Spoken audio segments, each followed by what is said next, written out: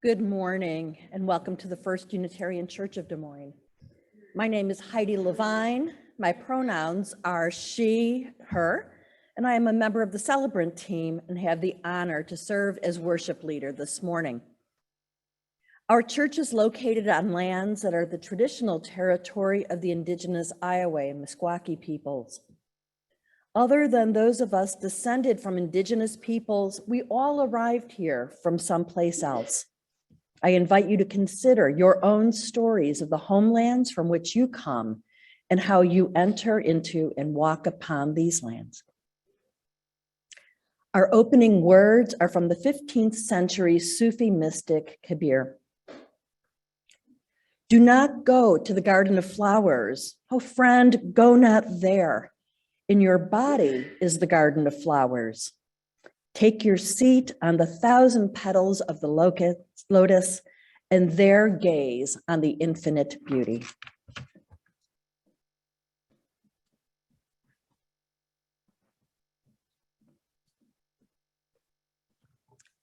Welcome to the First Unitarian Church of Des Moines.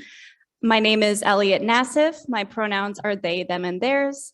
No matter who you are or where you've come from, you're welcome here. Whether or not you live in Des Moines or have ever physically been at First Unitarian. Whoever you are, we hope that here you find thoughts which challenge you, welcome which invites you into community, and people to accompany you as you journey.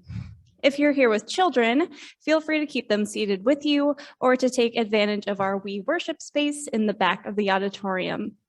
Programs for children from kindergarten through high school take place at 10:45. Please silence your cell phones during the service, and if you're joining us on Zoom, please make sure your mics are muted throughout the service. These chalice lighting words are from Eric Heller Wagner. Blessed is the fire that burns deep in the soul. It is the flame of the human spirit touched into being by the mystery of life. It is the fire of reason, the fire of compassion, the fire of community, the fire of justice, the fire of faith. It is the fire of love burning deep in the human heart, the divine glow in every life.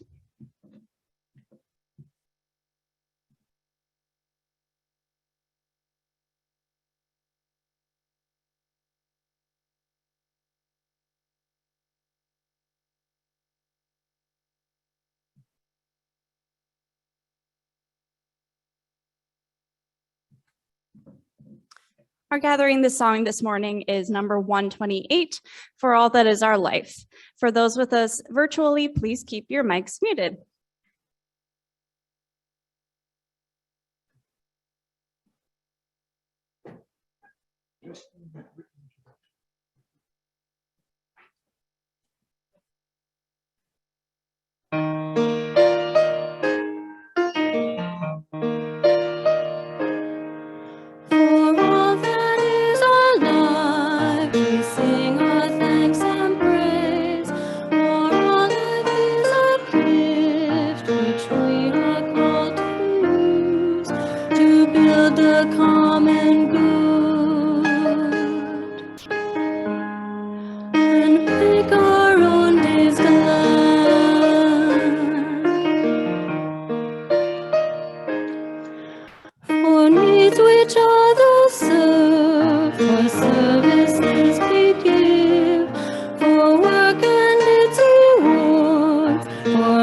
Of rest and love, we come with praise and thanks.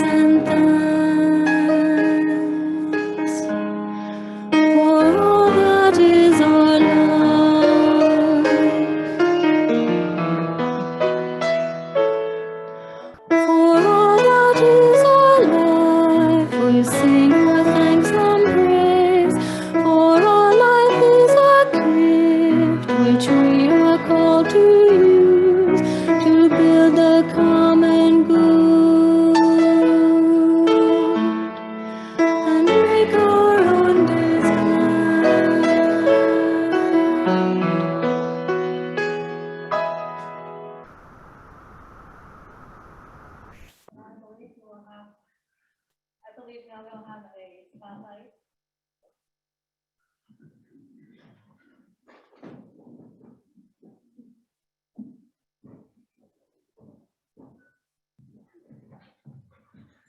Good morning. Can you hear me? Yes. My name is Leanne Back, and I am, my pronouns are he, she, her, and hers. Public speaking is not always my forte, so I might bumble around a little bit up here, but Reverend Victoria had asked us as board members to come up and introduce ourselves, as we've had new people join, and since some of us became board members during COVID, we didn't get a chance to meet everyone, and they may not have met us. So she just wanted us to talk a little bit about our lives and who we are, and maybe what brought us here to the Unitarian Church. So I was actually born in Central Iowa, but lived in Pleasantville till I was 5, where my dad was the principal at the high school there. And when he got a new job, we all moved to the east coast of Iowa, to Dubuque. And I graduated from Dubuque Hempstead High School. And then the summer I graduated, everyone moved back down to Central Iowa, where he worked in Des Moines for the state of Iowa. So I ended up going to Simpson College, where I met my husband. And 3 weeks after we were married, he got a job offer in Sioux City. So we moved to the west coast of Iowa, and thought we'd stay there for a couple of years, and ended up staying for 34 years. So it's a great place if you ever have a chance to go. It's a beautiful city, and we miss it still. While we were there, we had 2 children. Our youngest was Jordan, and he just got engaged, so we're really excited for him. And then our oldest daughter, Lauren, was born with a genetic mutation in one of her genes that caused her to be blind. So that changed our lives quite a bit. But because of that, my work changed. And I had already had a degree in education. So I decided when she was about 4 that I would go back to school and get my certificate to teach kids who are blind and visually impaired. So that's what I did. And that was my career. Many people don't know what that means, to teach kids who are blind and visually impaired. I was itinerant, and I had 11 counties that I covered in Northwest Iowa. I taught things like Braille, special technology, daily living skills, anything that the students needed. And my caseload was from birth to 21. So I had many, many different kinds of kids that I needed to deal with. Some were just vanilla blind, some were multiply impaired. So I had to have a lot of skills, and I really loved my job until I didn't. So I retired and talked my husband into retiring about a year later, and we moved back to Central Iowa. So the first time that we came to this church to check it out, we were talking with the membership director at the time, Laura. And the first time we had met with her, we were sitting in her office, and I told her what I did for a living. And she said, "Oh, well, I have all these Braille pages that's supposed to be the hymnal, and I don't know what to do with them. They were all loose."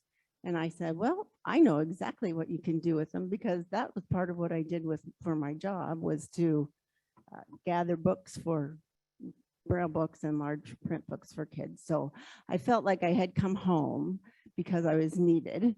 And that's kind of how we ended up here. We joined in 2019, I think, about 9 months before the pandemic hit. So I just wanted to let you know who I am and a little bit of my background. And if you need anything, I think I'm a good listener. I may be one of the quietest board members, but I would be glad to hear any of your thoughts. So thank you.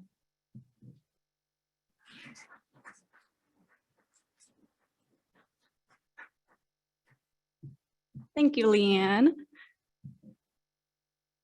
Today's story for all ages is My Heart Fills with Happiness by Monique Gray Smith.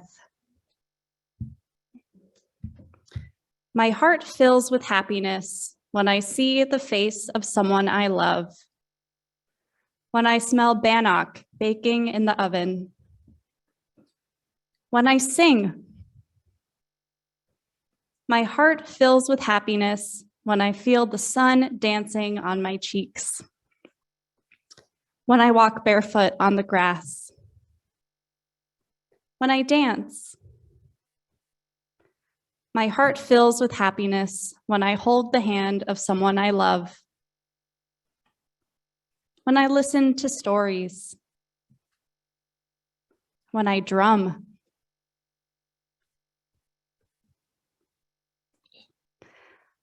What fills your heart with happiness?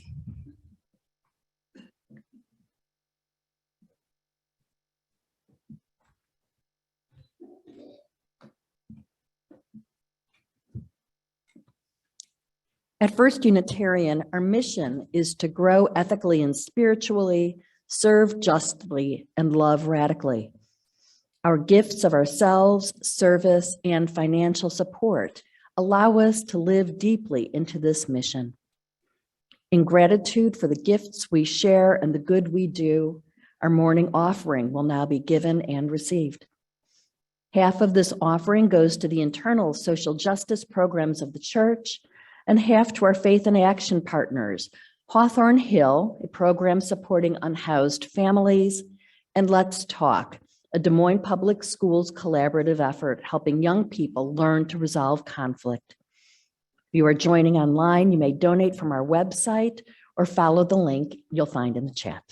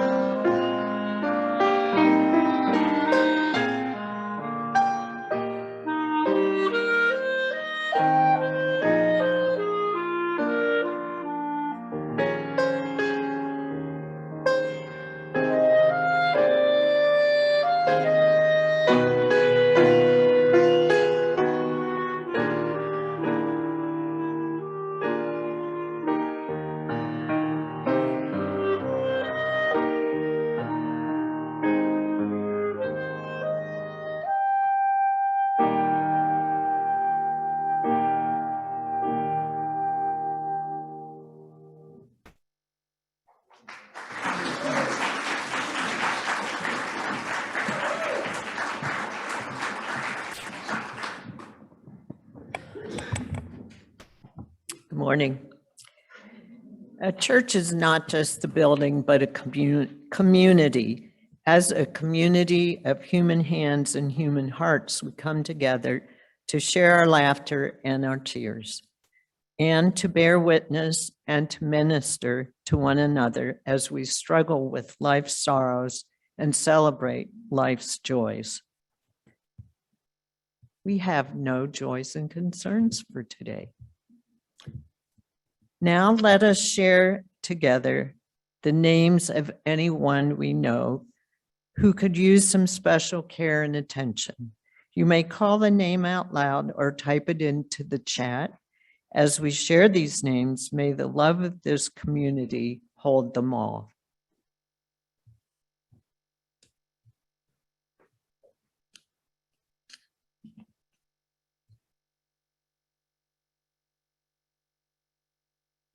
May the light of our community shine on the broken places of the world. May the work of our hands and hearts support, aid, and comfort all those who hunger or thirst for food or water, justice or freedom. May we never look away when we are needed. May those who are grieving be comforted. May those who are tired find rest. May the broken places be healed. May those who are filled with joy and laughter be abundant. Now, together, we light 3 candles, one for the joys and sorrows we have shared, one for the names we have spoken or written, and one last candle for all the joys and all the sorrows which are deeply held but remain unspoken here today.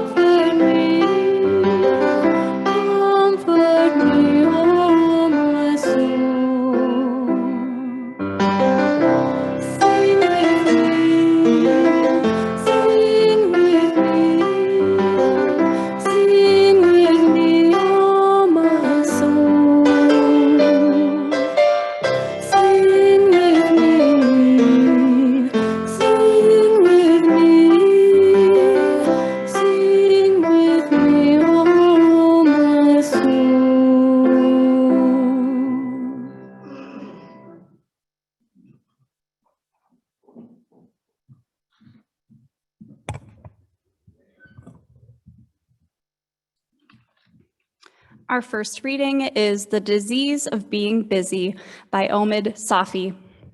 I saw a dear friend a few days ago. I stopped by to ask her how she was doing, how her family was.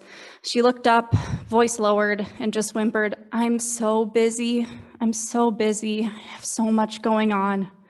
Almost immediately after, I ran into another friend and asked him how he was. Again, same tone, same response. "I'm just so busy. I have so much to do." The tone was exacerbated, tired, even overwhelmed. How did we end up living like this? Why do we do this to ourselves? Why do we do this to our children? When did we forget that we are human beings, not human doings? What happened to a world in which we can sit with the people we love so much and have slow conversations about the state of our heart and soul, conversations that slowly unfold, conversations with pregnant pauses, and silences that we are in no rush to fill?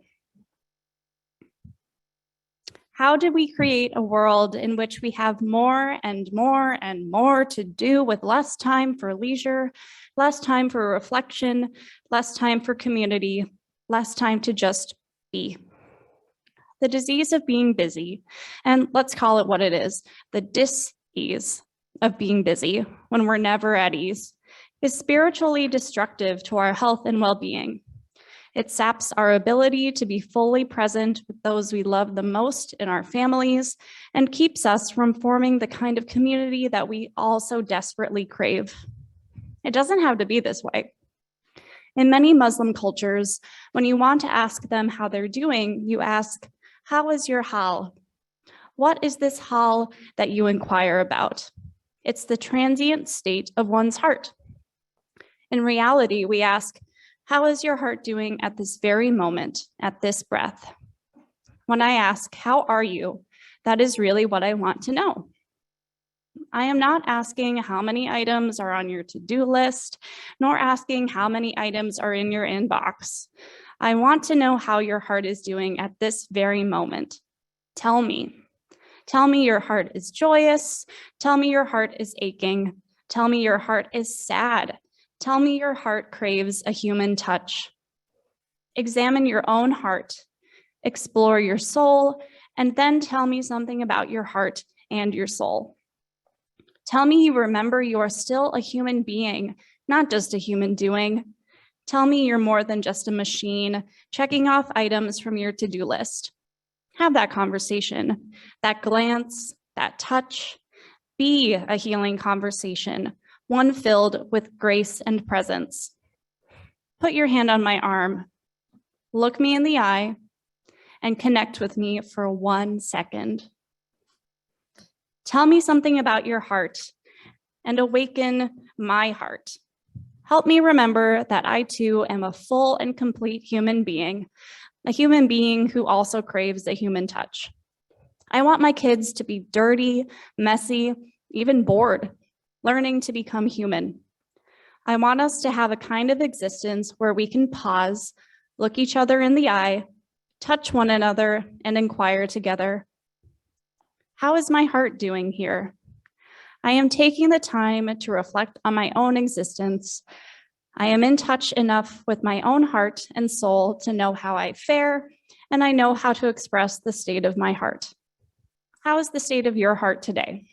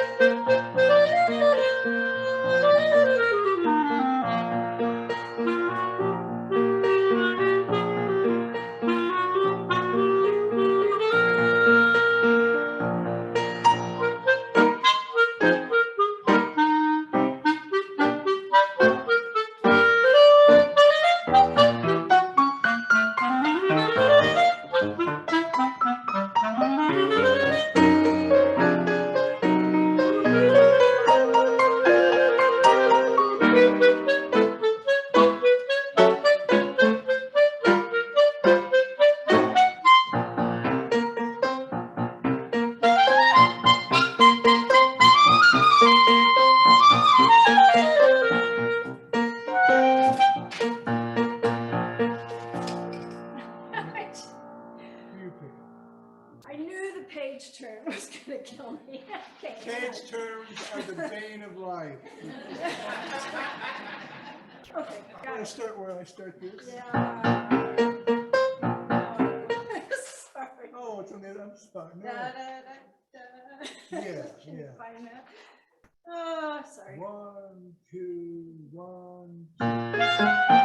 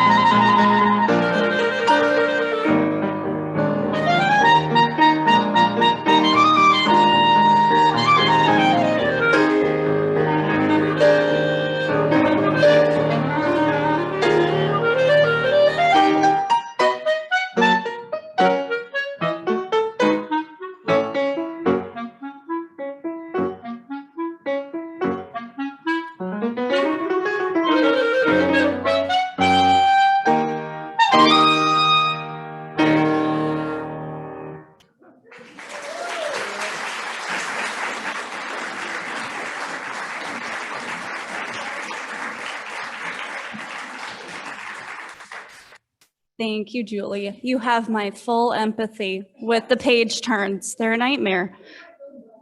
And the flying read, I've done that before too. Come on. Okay. Our second reading this morning is from Thirsting for Enlightenment by Aya Kema. Just as we cannot live without water, so are joy and peace essential for our inner fulfillment. We may not even be aware that we are searching for something.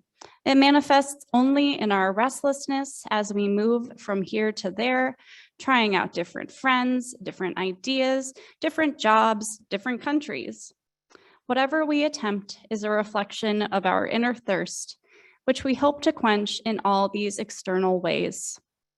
What we are looking for lies within us, and if we gave our time and energy to an interior search, we would come across it much faster, since that is the only place where it is to be found. Our centering song this morning is number 391, Voice Still and Small. And again, if you are here with us digitally, please remain muted.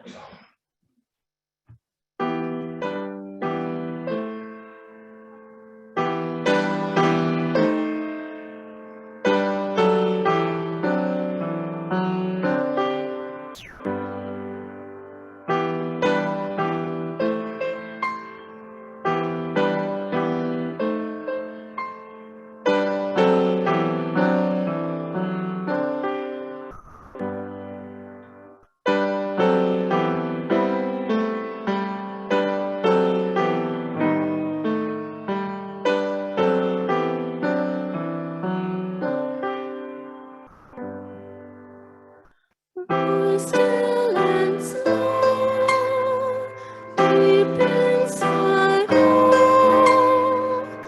I hear you call, singing in storm and rain, sorrow and pain. You will remain singing. Calming my fears, quenching my tears, through all the years, singing.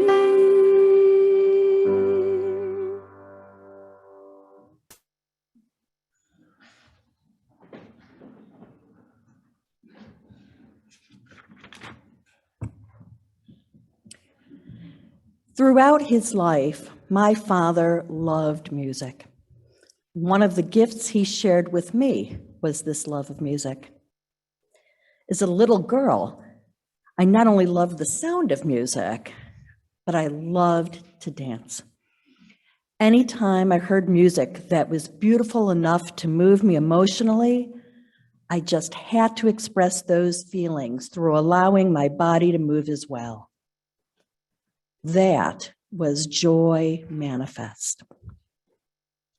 I remember the first time I realized that expression might not be okay when my parents chastised me to sit down and sit still as I danced in front of my seat at a show we were attending.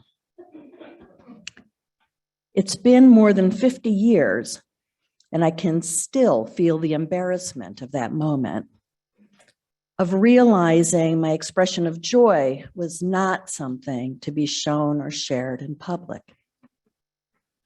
My love of music, however, remained, and one of my greatest joys was to play the violin in orchestra, to sit in the midst of other musicians, take the notes from our individual pages, and together create something beautiful. That love led me to audition to be a violin education major in college. And there I learned that I had much more love than talent for playing the violin.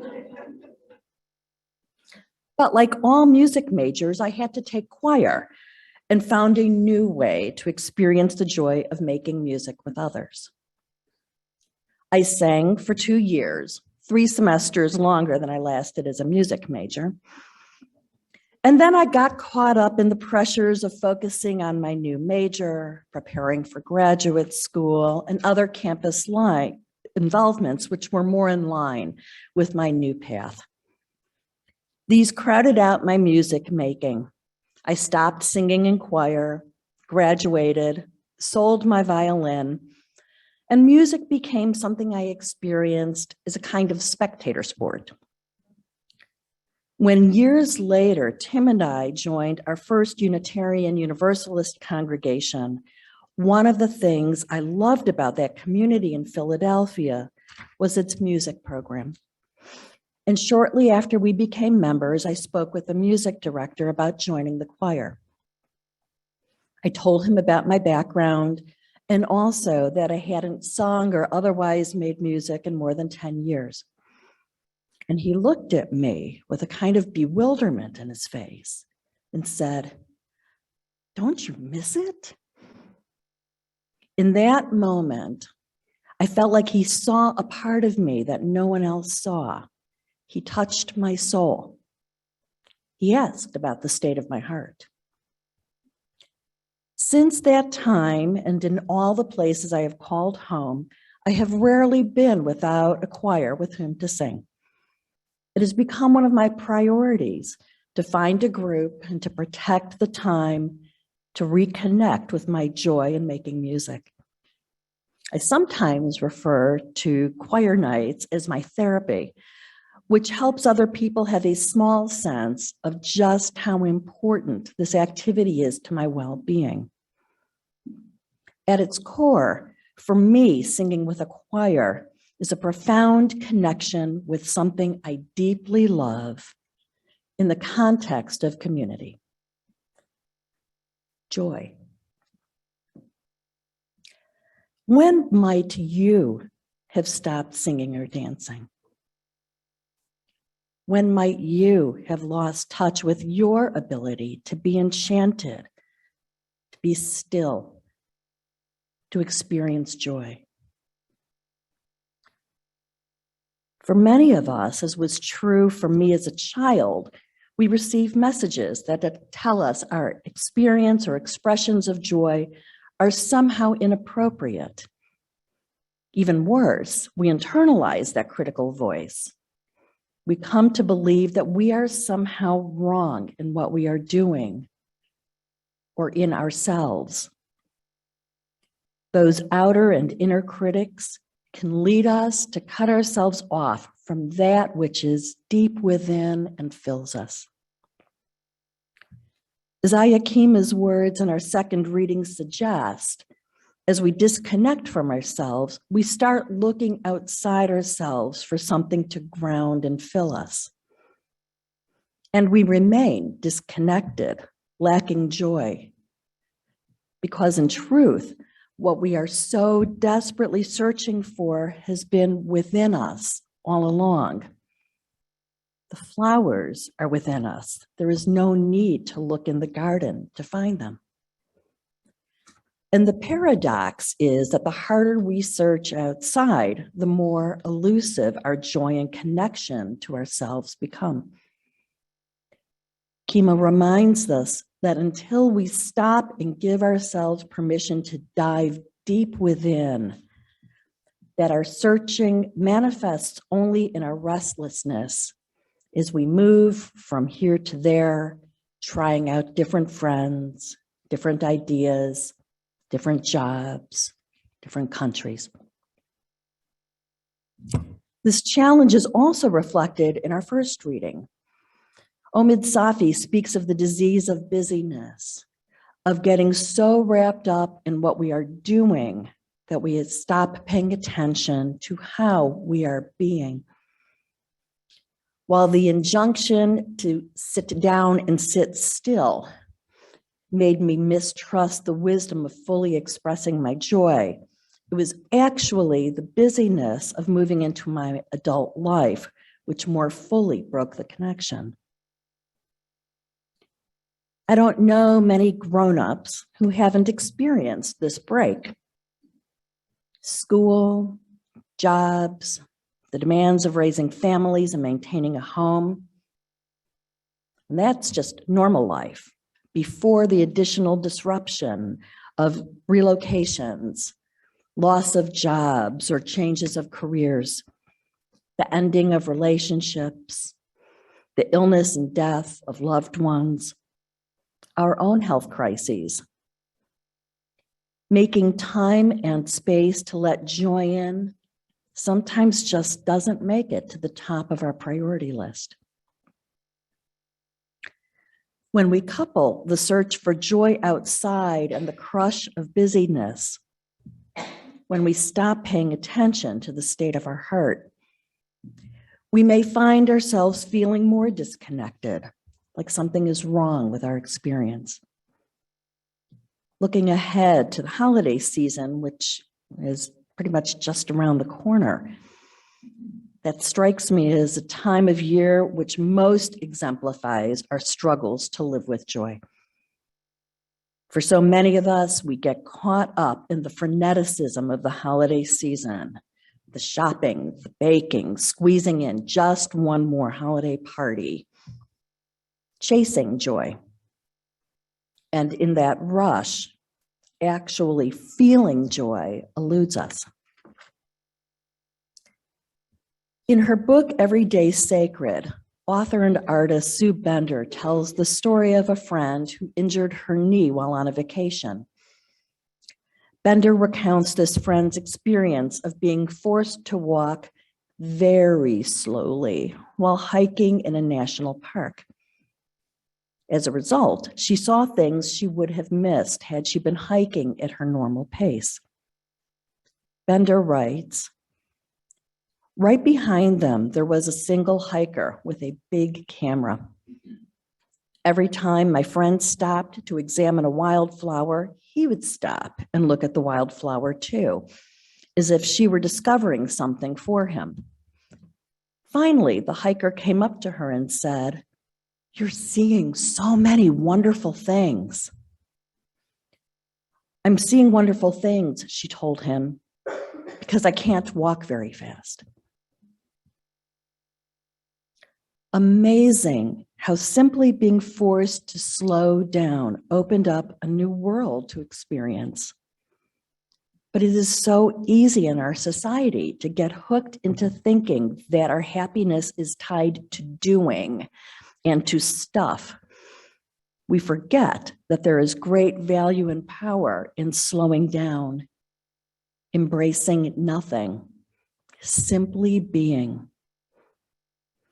We may miss the importance of being connected with others, of fully seeing and hearing the state of each other's hearts, but also of being deeply connected with ourselves.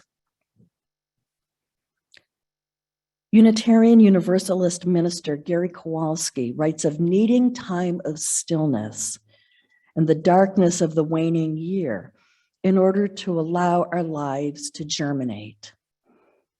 It is in that deep and quiet place that we remember our own stories, our own songs, our sense of wonder and joy. Of course, we can also get trapped in that darkness. Rather than finding a place of centered stillness, we may encounter a place of isolation and pain. Maybe that inner critic is waiting for us in the dark, telling us stories about what is wrong, how we are wrong. Perhaps when, like Sue Bender's friend, we are hurt and need to slow down, we opt to simply stop, to lock ourselves inside and disconnect. Or maybe we have learned to fear the dark, still place, and so use our busyness to seemingly keep ourselves safe.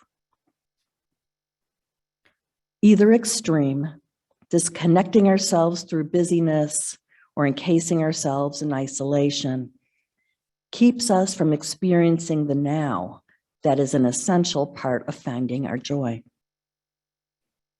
Life's invitation is for us to slow down, take notice, listen closely, pay attention to what is around us, but also within us, and to do that in the context and spirit of community, be that with our partners, families, friends, or church community. Considering how we may connect with our beloveds in a way that hears their hearts, and how we may create a time and space to be still enough to hear the singing of our own hearts. What, beloveds, is the state of your heart? My wish for you is to find the stillness and connections which help you to be attuned with the state of your heart and soul, to be open to experience the joys of singing, of dancing, of all that our beautiful life holds for us. May it be so, and blessed be.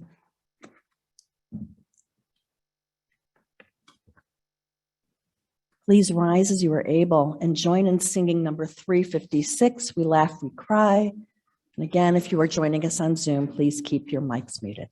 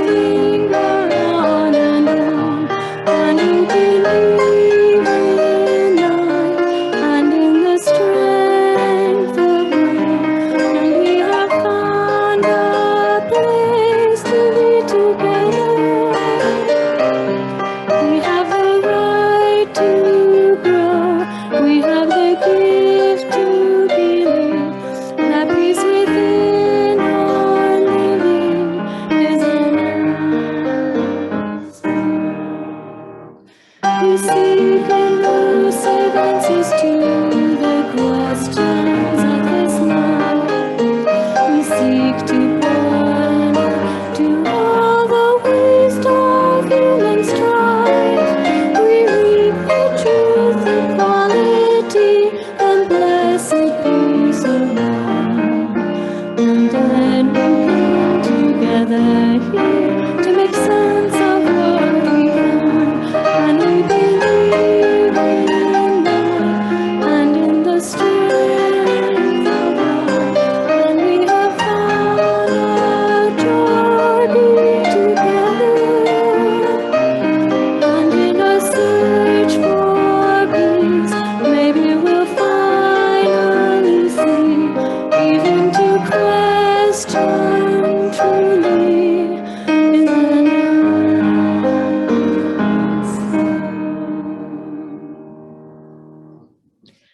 These closing words are adapted from the Reverend Maureen Killoran.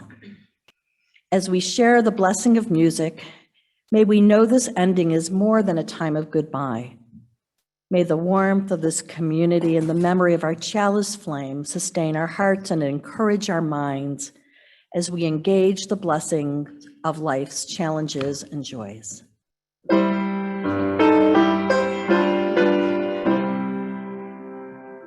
Soul of truth, eternal goodness, sojourn with us as we part. Fill our minds with thy endeavor. Keep us just and pure in heart. Strengthen us more than we do. Guide us by the inward light. Hallowed be each coming morning. Calm and peaceful be each night.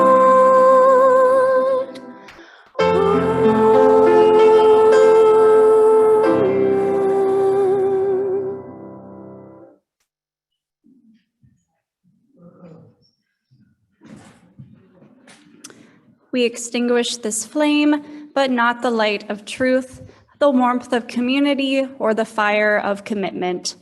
These we carry in our hearts until we are together again.